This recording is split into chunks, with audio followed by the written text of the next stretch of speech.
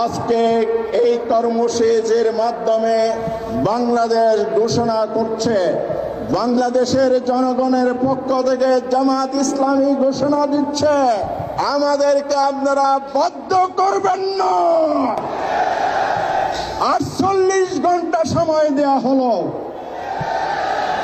আগামী 20 তারিখের মধ্যে আমাদের প্রিয় নেতাকে যদি বুকে জড়িয়ে ধরে মুক্ত মঞ্চে আনতে না পারে, গোটা বাংলাদেশ জুড়ে অব্যাহত লাগাতার কর্মসূচি শুরু হবে।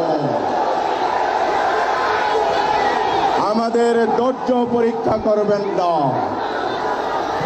আমরা অনেক ধৈর্য পরীক্ষা দিয়েছি। দেওয়ালে পিঠ থেকে গেলে পিছনে যাওয়ার জায়গা থাকে না।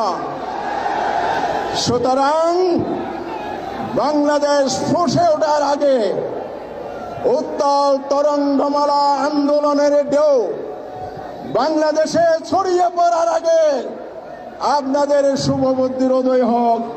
আজহার ভাইয়ের মুক্তি চাই, অবিলম্বে মুক্তি দিতে হবে, এই কথা বলে শেষ করছে।